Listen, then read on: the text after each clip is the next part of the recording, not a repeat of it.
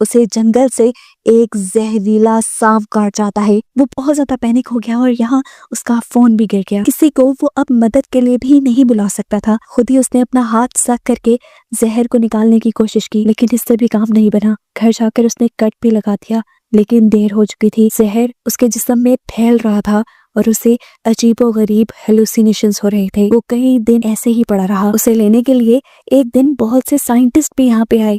उसे थोड़ा थोड़ा इस चीज का होश था, वो अभी भी जिंदा था, लेकिन उसके जिस्म में बिल्कुल भी ताकत नहीं थी। उसने हिम्मत करके इन लोगों को बुलाने की कोशिश तो की, लेकिन आवाज ना कर पाया। और ऐसे सब लोग ये जानकर यहाँ से चले गए कि ऐश यहाँ पर नहीं है। सीन कट होकर कुछ दिन बाद का हमें सीन दिखाया गया। उसने हाथ पे जो कट लगाया था वहां से उसकी बॉडी से जहर बाहर निकलता रहा, और जो थोड़ा बहुत जहर उसके दिमाग पे असर कर गया था वो भी अब ठीक होने लगा था। बस उसे थोड़े बहुत हेलुसिनेशंस होते थे। होश में आने पर उसने फौरन शहर के हॉस्पिटल जाने का फैसला किया, अपनी गाड़ी साफ की और शहर की तरफ निकल गया। लेकिन एक अजीब चीज जो वो नोटिस कर रहा था, सड़कों पर कोई गाड़ी नहीं थी। और जब वो शहर पर पहुंचा तो वहाँ कोई इंसान जिंदा नजर नहीं आया उसे। सभी बिल्डिंग्स खाली पड़ी थी। ये देखकर वो पैनिक हो गया। यहाँ पर एक पेंडेमिक यानी एक वबा फैली थी। ये वबा इतनी खतरनाक थी कि इसने चंद ही दिनों में सारी की सारी आबादी को मार डाला। इश्क क्योंकि एक बायोलॉजिस्ट था, वो समझ गया कि काफी दिन वो आबादी से दूर रहा, इसीलिए इस बीमारी ने उसके ऊपर हमला नहीं किया और वो सरवाइव कर गया। जाहिर सी बात है, आबादी खत्म हो गई है तो ना कोई हुकूमत रही है और ना ही यहाँ कोई भी किसी भी चीज का मालिक रहा है। इसको यहाँ फौरन अपने पेरेंट्स का ख्याल आया। तेजी से वो गाड़ी घुमाते हुए जब घर गया तो उसने देखा कि उसके पेरेंट्स कई दिनों से मरे हुए थे और उनकी बॉडीज की हालत भी बहुत ज्यादा खराब थी। वो बहुत रोया, लेकिन फिर उसने हिम्मत पकड़ी और अपने ही घर के बाहर उसने कब्र खोदकर उनकी बॉडीज को दफन कर दिया। सुबह उठकर भी उसने पूरा शहर देखा, कोई और सर्वाइवर जिंदा नहीं था। ये बात सोचते ही उसने फैसला किया कि वो एक दूसरे शहर जाएगा। उसने लॉस वेगस जाने का डिसाइड किया।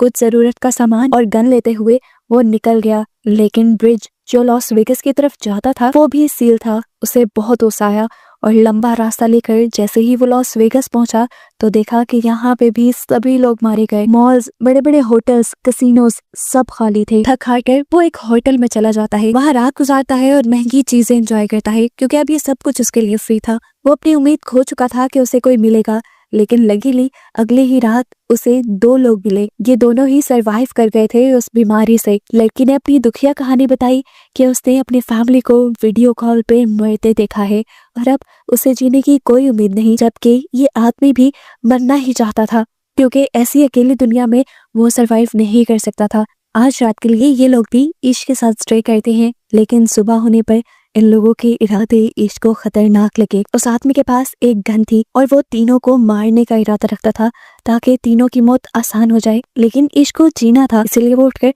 वहां से बाहर निकल गया और पीछे उसे गोलियां चलने की आवाजें सुनाई थी। यानी उन दोनों ने अपनी जान ले ली थी। इस हादसे ने उसे और भी ज्यादा तोड़ दिया था।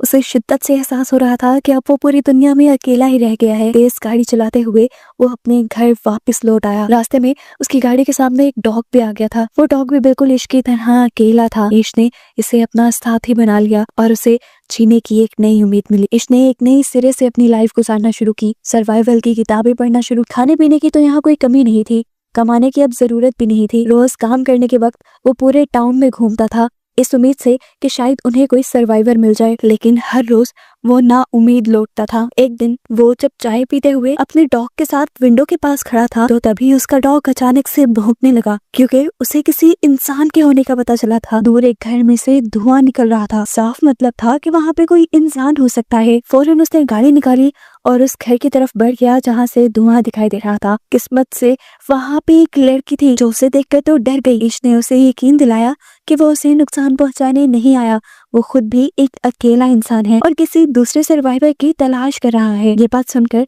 उस लड़की ने उसे अपने घर आने की इजाजत दे दी। इस लड़की का नाम था एमा। इन दोनों की बातों से हमें पता चलता है कि उस पेंडेमिक को लगभग 1 साल गुजर चुका है। एमा और इश दोनों ने ही इस पूरे 1 साल में उन दोनों के अलावा किसी दूसरे सर्वाइवर को नहीं देखा। ये दोनों खुश थे कि उन्हें एक दूसरे का साथ मिल गया, नहीं तो अकेले जिंदगी गुजारना बहुत ज्यादा मुश्किल हो रही थी। ये लोग डिप्रेशन में जा रहे थे, क्योंकि इंसान सोसाइटी में रहने का आदी है। अकेले रहकर उनकी दिमागी हालत काफी हद तक खराब हो चुकी थी। इन दोनों ने फैसला किया कि ये दोनों एक साथ ईश के घर पे रहेंगे, क्योंकि ईश के घर के बहुत पास जनरल स्टोर भी था जहाँ पर खाने की सप्लाईज थी, और ईश ने वैसे भी अपने घर पे बहुत सारी चीजें स्टोर भी की हुई थी जिनसे इनका जीना आसान हो सकता था। एमा भी ईश के घर आ जाती है। यहाँ पर जब ये दोनों एक साथ रहना शुरू करते हैं तो इनकी जिंदगी पहले से काफी बेहतर हो चुकी थी। एमा ईश का काफी सारे कामों में साथ देती है, वो ईश का हुलिया ठीक करती है और साथ ही साथ ये लोग ईश के घर की रेनोवेशन भी स्टार्ट कर देते हैं, क्योंकि ईश ने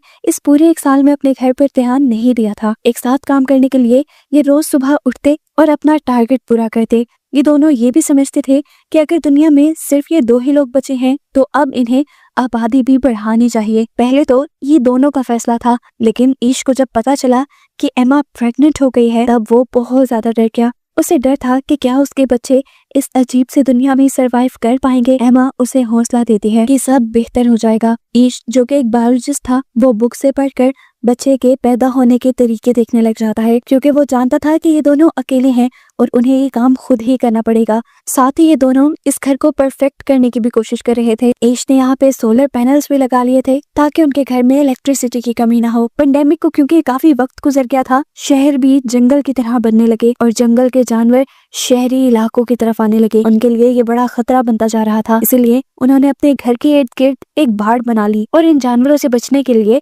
अपने पास कुछ हथियार भी रख लिए। इन लोगों ने खुद भी बहुत से पालतू जानवर पाल लिए थे जिनसे इनकी जरूरत की चीजें पूरी होती रहें, और ये लोग ज्यादा से ज्यादा मसरूफ भी रहें। इंसान ना होने की वजह से इर्द गिर्द का सारा इलाका हरा भरा हो गया और यहाँ की हवा भी बहुत साफ हो गई। इनकी सेहत भी अच्छी हो गई थी पहले से काफी। इनकी लाइफ एक तरह से परफेक्ट ही थी, लेकिन फिर एक दिन इनको एक और बड़ी मुसीबत का सामना करना पड़ गया। पता नहीं कहाँ से शहर में बेतहाशा चूहे आ गए। इनको देखकर ईश बहुत ज्यादा पैनिक हो चुका था। इन चूहों को अपने घर से दूर रखने के लिए ईश ने सारा आड़ कबाड़ अपने घर के इर्द गिर्द जलाना शुरू कर दिया, लेकिन ये एक रात तक काम कर सकता था। एमा ने उसे समझाया कि हम इसका भी हल निकाल लेंगे। सुबह होने पर ईश घर से बाहर गया और आसपास से बहुत सारी बिल्लियों को लाकर उसने यहाँ पर छोड़ दिया। बिल्लियों ने ये चूहे खाना शुरू कर दिए और आखिर ये लोग इस प्रॉब्लम से भी निकल गए। फाइनली अब वो दिन भी आ गया था जब एमा को अपने बच्चे को जन्म देना था। ये सारा काम ईश खुद हैंडल करता है और हमें दिखाया जाता है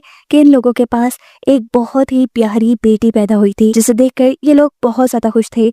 जीने की एक नई उम्मीद जो मिल गई थी इन्हें। इसके बाद ये लोग अब सड़कों पर जाकर अपने घर का एड्रेस लिखाते हैं, इस उम्मीद में कि अगर कोई सर्वाइवर यहाँ तक आए तो वो उनके घर पहुंच जाए खाना और पानी के लिए। देखते ही देखते 6 साल और गुजर गए। ईश किसी काम के लिए जंगल की तरफ बढ़ रहा था कि अचानक उसकी कार के सामने एक जंगली जानवर आ गया। डरकर ईश बाहर निकला तो उसने जानवर को देखा। वो अभी जिंदा था, दर्द में तड़प रहा था, इसलिए ईश ने उसकी मुश्किल आसान की और उसे शूट करके मार डाला। ये सब दूर खड़ी एक लड़की देख रही थी। गन की आवाज सुनकर वो घबराकर जंगल के अंदर भागने लगी। ईश ने भी उसे भागता देख लिया और वो फौरन उसके पीछे भागा उसे पकड़ने के लिए। इस लड़की को लग रहा था कि ईश उसे नुकसान पहुंचाएगा, लेकिन ईश ऐसा नहीं था। वो लोग तो खुद सर्वाइवर्स को ढूंढ रहे थे। वो जब इस भूखी लड़की को एक सेब खाने को देता है तो ये लड़की समझ जाती है कि ईश बुरा नहीं है। ईश उसे अपने साथ घर लाना चाहता था, लेकिन ये लड़की उसके साथ गाड़ी में नहीं बैठी बल्कि पीछे ट्रंक में बैठ गई। घर आने पर भी देखने को मिला कि वो लड़की ट्रंक से निकलने को तैयार ही नहीं थी। घर पर हमें देखने को मिला कि इतने सालों में ईश और एमा के 2 बच्चे हो चुके थे और अब उनके पास एक तीसरा बच्चा भी पैदा होने वाला था। इन्होंने जो पूरे टाउन में अपना एड्रेस लिखा था उसे देखते हुए 2 और सर्वाइवर इनके साथ रहने आ गए थे, जिनका नाम था जॉर्ज और मरीना। और अब पिछले 1 साल से ये लोग ईश और एमा के साथ ही रह रहे थे, क्योंकि यहाँ पर किसी चीज की कमी नहीं थी। खैर, ईश जिस लड़की को जंगल से लेकर आया था वो लड़की अभी भी ट्रक से बाहर नहीं निकली थी। पूरी रात भी उसने ट्रक में ही गुजार दी। मरीना सुबह होने पर जब उसे खाना देने आई तो घबरा कर उसने खाना भी दूर फेंक दिया। तब मरीना ने उसे काम डाउन किया और अपनी कहानी सुनाई कि वो और जॉर्ज काफी महीनों से इस अकेले दुनिया में भटक रहे थे। उन्हें ईश और एमा का एड्रेस मिला और वो उन्हीं के साथ रहने लग गए। उसने बताया कि ये दोनों बहुत अच्छी हैं और यहाँ पे किसी चीज की कमी नहीं। उसकी ये बातें सुनकर ये लड़की थोड़ा काम डाउन होती है और इनके साथ घुलने मिलने लग जाती है। लेकिन अजीब बात थी, उस लड़की ने ना तो ज्यादा बात की थी अभी तक और ना ही उसने अपना नाम बताया था। मरीना एक दिन उसका सामान देखती है तो उसमें अजीबोगरीब ड्राइंग्स उसे दिखाई देती हैं। साथ ही उसे एक लेटर में इस बच्चे का नाम ईवी पता चलता है। उस लेटर में लिखा था कि इस पेंडेमिक के दौरान उसके डैड ने उसके साथ ज्यादती कर दी थी, जिसकी वजह से अब वो अपने सामने आने वाले हर इंसान से डरती है। ये लेटर उसकी मॉम ने लिखा था, जिसमें वो चाहती थी कि ईवी जिसके भी पास जाए वो उसका ख्याल रखे, क्योंकि उसकी मॉम खुद ही मरने वाली थी।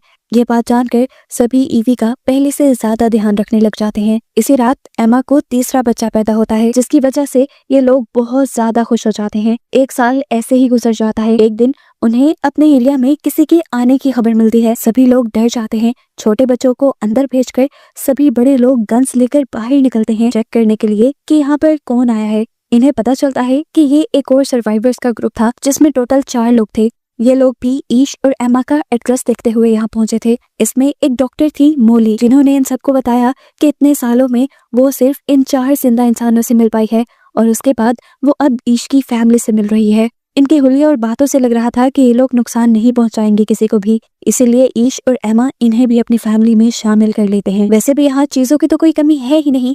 अब ये लोग एक साथ मिलकर एक बड़ी सोसाइटी बना सकते हैं। ईश इन नए मेंबर्स को इस दुनिया में सरवाइव करने के रूल्स बताता है कि इन्हें हर वक्त अपने हथियार अपने पास रखने होंगे, क्योंकि ये दुनिया अब एक जंगल की तरह बन गई है। जंगली जानवरों का सामना इन्हें आए वक्त हो सकता है। ये लोग सप्लाईज लेने के लिए जब भी यहाँ से बाहर निकलते हैं तो जरूरी है कि ये लोग ग्रुप की शक्ल में निकले, नहीं तो कोई भी जंगली जानवर या कोई और चीज इन्हें नुकसान पहुंचा सकती है। ये सारे असूल बताने के बाद ये लोग सप्लाईज इकट्ठी करने के लिए यहाँ से बाहर निकलते हैं मॉल और हॉस्पिटल की तरफ। मोली जो एक डॉक्टर थी, उसने हॉस्पिटल से बहुत सारी ऐसी चीजें इकट्ठी कर ली थी जिन्हें ये अपनी कम्युनिटी में ले जा सकते थे और जिनसे इन सब लोगों का इलाज हो सकता था। खैर, सालों का वक्त गुजर जाता है और हमें पता चलता है इस पूरे ग्रुप में काफी सारे बच्चे हो गए थे और दूसरे कपल के पास भी बच्चे थे। इनकी कम्युनिटी अब बड़ी होती जा रही थी। ईश अपने सारे बच्चों को पढ़ाता था और उन्हें बताता था कि पहले की कम्युनिटीज कैसे होती हैं, इंसान कैसे सरवाइव करते हैं। वो उन्हें पढ़ा रहा था ताकि आने वाले वक्त में उन्हें कोई मुश्किल ना हो। जिंदगी इनकी नॉर्मल गुजर रही थी। घर के आसपास पूरा जंगल उगाया था और इसी जंगल में से एक दिन एक बहुत बड़ा शेर इनके घर में आ घुसा। शुक्र था कि ठीक वक्त पर ईश की नजर उसके ऊपर पड़ गई। अपने बच्चों को बचाने के लिए ईश वहां पे आ गया और शेर ने उसके ऊपर हमला कर दिया। इससे पहले कि ये लोग उसे कुछ कर देते, शेर ने उसे चीर फाड़ डाला। ये देखकर सभी पैनिक हो गए। सभी जब यहाँ आए तो शेर यहाँ से चला गया। एमा ईश की यह हालत देखकर गुस्से से पागल हो गई और उसने गन लेकर जाके जंगल में उस शेर को शूट करके मार डाला। जबकि यहाँ ठीक वक्त पर मोली के साथ सभी लोगों ने मिलकर ईश की जान बचा ली और फिर उसका ट्रीटमेंट भी होने लगा। काफी हफ्ते लगे, लेकिन फिर ईश पहले जैसा सेहतमंद हो गया। देखते ही देखते अब 17 साल भी गुजर गए। इन सब लोगों के बच्चे अब जवान हो चुके थे। हमें पता चलता है कि इतने सालों बाद ईश की बड़ी बेटी हैदर उनके ही ग्रुप के एक लड़के में इन्वॉल्व होने लगी। इनकी दोस्ती काफी अच्छी थी और इनकी दोस्ती से किसी को भी एतराज नहीं था, क्योंकि इन्हीं सब लोगों ने आपस में रिलेशन बनाने थे। हैदर और ये लड़का अब इस दुनिया को एक्सप्लोर करने और सर्वाइवर्स ढूंढने की उम्मीद में इस टाउन से बाहर जाना चाहते थे। इस चीज पर भी किसी को कोई एतराज नहीं हुआ और ये लोग उन्हें गन्स और कुछ जरूरी सामान देकर सफर पे भेज देते हैं। उनके जाने के बाद यहाँ पर एक और मसला बन जाता है। बाकी रिसोर्सेज तो इनके पास ठीक ठाक थे, लेकिन अब इन्हें पानी की कमी का सामना करना पड़ गया था। डैम पर जाके इन्हें पता चला कि डैम्स का पानी खत्म हो रहा है और ये मसला इनके लिए जानलेवा भी साबित हो सकता था। कुछ दिन बाद इनके एरिया में आता है एक और सर्वाइवर्स का ग्रुप, जिनके पास 2 ट्रक थे। उनके पास पेट्रोल की कमी थी जो वो ईश से मांगने के लिए आए थे। इसके बदले वो उनसे कहते हैं कि हम आप लोगों की पानी वाली प्रॉब्लम को सॉल्व कर सकते हैं, क्योंकि हमारे पास ड्रिल मशीन है और जमीन के नीचे से ड्रिल करके अभी भी पानी निकाला जा सकता है। ईश को ये ऑफर बुरी नहीं लगी थी। उसने अपनी कम्युनिटी में इन लोगों को रख तो लिया, लेकिन अपने सभी लोगों को वार्निंग दे दी कि संभल के रहना, हो सकता है कि ये सर्वाइवर्स खतरनाक हों। दिखाया जाता है कि अब इन लोगों ने अपनी डील के मुताबिक ईश के घर पे ड्रिलिंग शुरू कर दी थी। कई दिनों की मेहनत के बाद आखिर पानी निकल भी गया और ये लोग बहुत ज्यादा खुश हुए। डील पूरी हो चुकी थी। ईश के लोगों ने भी इन्हें ऑयल दे दिया और आज रात इन्होंने सेलिब्रेट किया। सुबह होते ही इन लोगों को यहाँ से निकल जाना था। ईश ने नोटिस किया कि उस ग्रुप का लीडर चार्ली बड़े ही मशकूक अंदाज में रात के वक्त उनके एक कमरे से निकल रहा था और बाहर उसका एक बंदा पहरा दे रहा था। उसने जब जाके देखा तो पता चला उसने ईवी को टॉर्चर किया था। ईश ने जल्दी से ये बात अपनी पूरी कम्युनिटी को बताई। ये बात सच में खतरनाक थी। ईवे ने बताया कि वो कह रहा था कि अब वो यहाँ से कहीं नहीं जाएगा क्योंकि यहाँ पर सप्लाईज काफी ज्यादा हैं और उसके पास बहुत सारी गन्स भी हैं। ये जानकर सभी लोग घबरा जाते हैं और ईश को लगता है कि अब उन्हें चार्ली को मारना चाहिए। अगर उन्होंने चार्ली को ना मारा तो वो उनकी इस पूरी कम्युनिटी को मार देंगे जो इतने सालों बाद बनी है। चार्ली को मारने के हक में तो सारे थे, लेकिन कुछ का ख्याल था कि अभी इस दुनिया में बहुत कम लोग बचे हैं।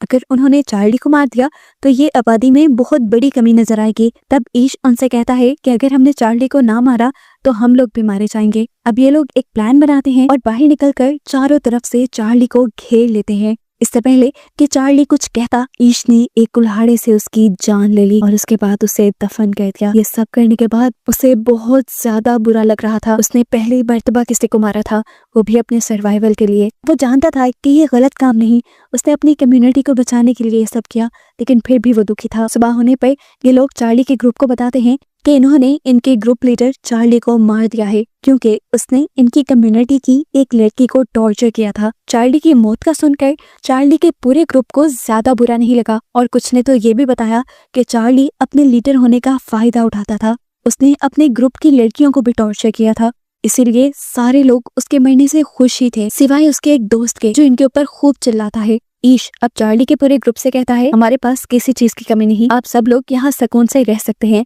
लेकिन ये लड़का नहीं क्योंकि इसमें से मुझे चार्ली जैसी ही बू आ रही है।